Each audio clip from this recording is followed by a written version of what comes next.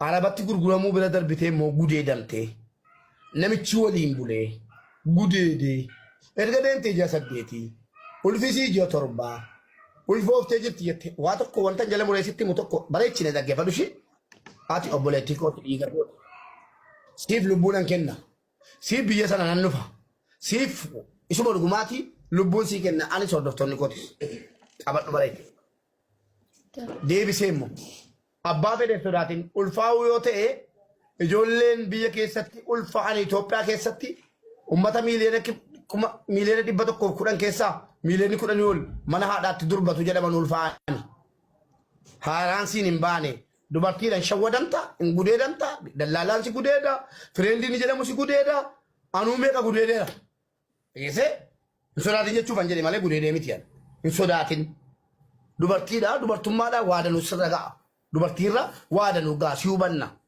namni maallaan jedha maal jettee ofittiin callisin obboleettiin koo dhalattuu naannoo Wallaggaati nu jalaa gudeedamte arabatu gudeede kan gurgurate immoo nama keenya gurguramtee jirti jettee nutti himte ani immoo tokkoffaa gurguramuu kee lammaffaa immoo intalli Oromoo tokko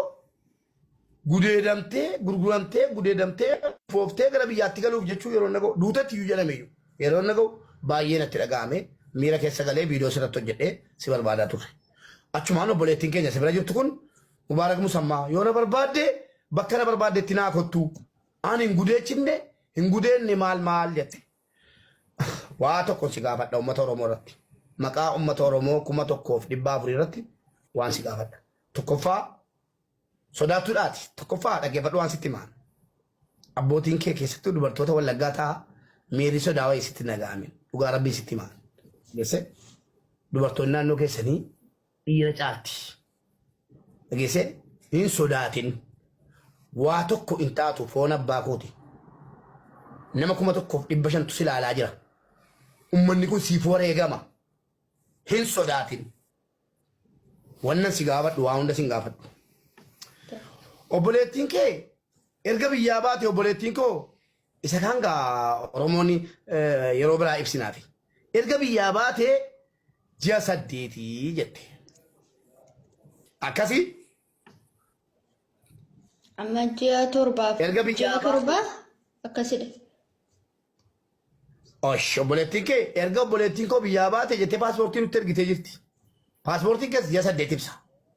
Narka jira paaspoortiin kee sittan hima maqaa qooyi maqaan sitti himaan maqaan sitti himalee siin ta'u qooyi nama biraatiin aseen anaanaas of ta'a isaa narkaa ba'uu hin dandeessu maaliif siifani an siifani yaada obboleessi kee akkati hin miidhamneef dhugaa jirtu garuu yeroo dubbannu ati akka hin miidhamne namni biraallee maqaa akka hin banne galee kanaaf akka walitti himnee uummanni Oromootis cinqamaa jira argaa waa'ee keetii miidiyaa irratti gadhiifame al tokko uummanni Oromoo cinqamee eessa jirtii hin dhannaa mucaan keenya maal taatee jedhee cinqamaara. Si galee maqaan paaspoortii keetii warqeedha? Warqee. Ayyee ji'a 8. Ji'a 8 jedha. Ati waan si gaafadhu gabaabaa dubbatta waan dheeraa si naasofsiisu waan. Jalqaba biyya Dubaay dhufte miti? Biyya Dubaay dhufte. Biyya Dubaay ji'a tokko tuutiin gara Libaanoon yookiin bakka amma jirtutti darbite akkasii? Paaspoortii keerraa kana jira kun hundi jechuudha. Ammas immoo kaansileeshinii ijoolleen kaleessaa haati firaa addeloo jiraattee galatoomtu Dubaayin kan jiraattu kan miskiinota gargaartu achumaan kaansileeshinii kee baaftee naa ergite. Maal jettee paaspoortii kunoo haati firaa. Paaspoortiin kee maal jedhaa ji'a tokko biyya Dubaay keessa teessee dabarfattee biyya biraa deetti kan jedhu nuu ibsee haadha firaatu nama kompiitaraan nuu ilaalchisee warra biyya kanaa warra seeraa jechuudha. Yeroo nuu ilaalchisee jettu ji'a tokkitti tunguutiin gara sanatti. Akkaataan dhageessa keetii immoo qaalittiin isii kanatti gurgurattee isiin kun immoo arabichatti gurgurattee arabichi afaan isaatiin wanni inni jedhee sagaleen isaa nu bira jiru ana ishtareet an nan bitadhe. Agai namichi keessuun an nan bitadhe. Fuuchuun barbaada jedhee afaan isaatiin. Waa'ee ilmoon jedheen Afrikooti kaleessa uummata Oromoo irra taa'ee dawwalee fi beebiin jedheeni. deemtee deebitii jedhe eessa Itoophiyaa fira siibira dhattee deebitii jedhe beebiini akkamitti Itoophiyaatti dhalataan jedheen asirratti haasoo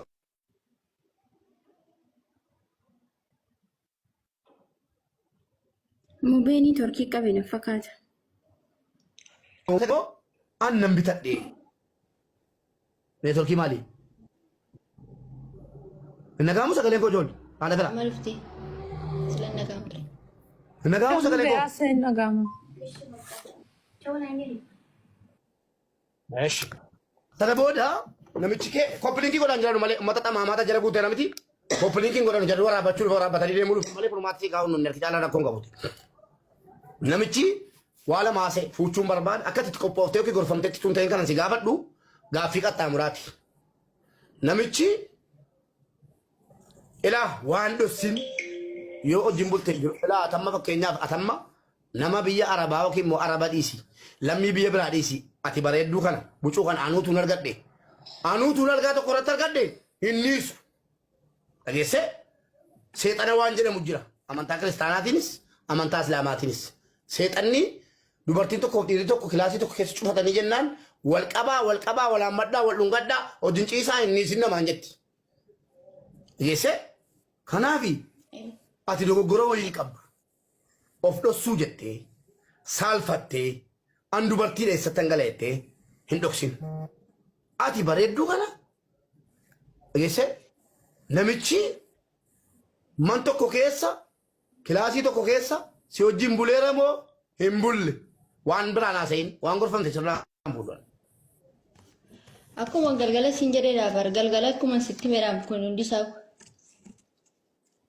Ummatni ganaa ol galaa poolisoota waan arge kiyyaa beddellee jirta as keessa kottu ol gali ijoollee poolisootaa ijoollee oromiyaa keessa jiran maal kan simachuudha qophaa'antu jiruuti intarviisii gochuu barbaadeetani malee an dhageera waa hunda anaan kanati jette maa ummatatti mu wallaaleen anaan kanati jette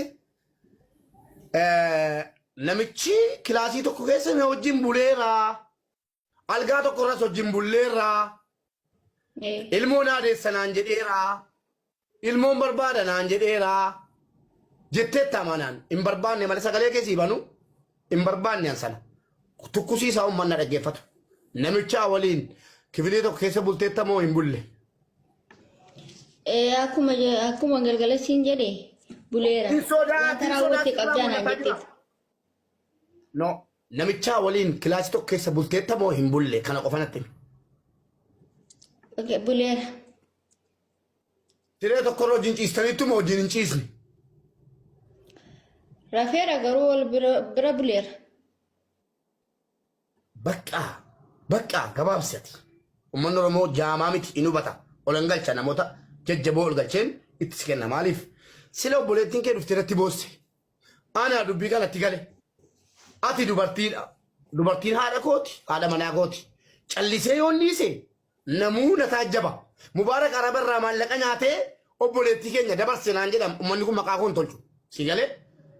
Kanaaf waan jirtu uummata irratti dubbannaa jechuudha. Uummata keenya dhageessaniittu. Fala meeqaan daqiiqaa 27 masmara biyya intinaatiin kan namni tokko kaardii naan guunne daqiiqaa 27 masmara biyya Dubaayin haga ijoolleen biyya Dubaay atoo haaraadha masmara haaraa bitte sanuu waraqaa keetiin bitte akkamitti daqiiqaa 27 biyya biraatti dawwalte naan jedhanii mataa qabatan an miskiinticha keessan garuu seera biyya kanaan beeku naa hojjetee jennaan an dawwale lakkaa daqiiqaa 1000 yoo dawwale ilma dawwala lakkaa gaafa ji'a kokkee nama qaban malee ana isattan sinii beekare miskiintichi tola seen daqiiqaa 27 baase kunoo sagaleen ni jira inaasofni anaaf si danuu ishiidhaan jechuudha. Daqiiqaa 27 erga karakkarreen booda maallaan jettee mucaa wajjin butteetta moo hin bullee jedhee tiyyee jennaan bullee irra baqqaanaan jette. Kibilii tokko bultaniittu eeyyee. Algaa tokko irra bultaniittu eeyyee. Egaan jedheen afaan cabee da'u.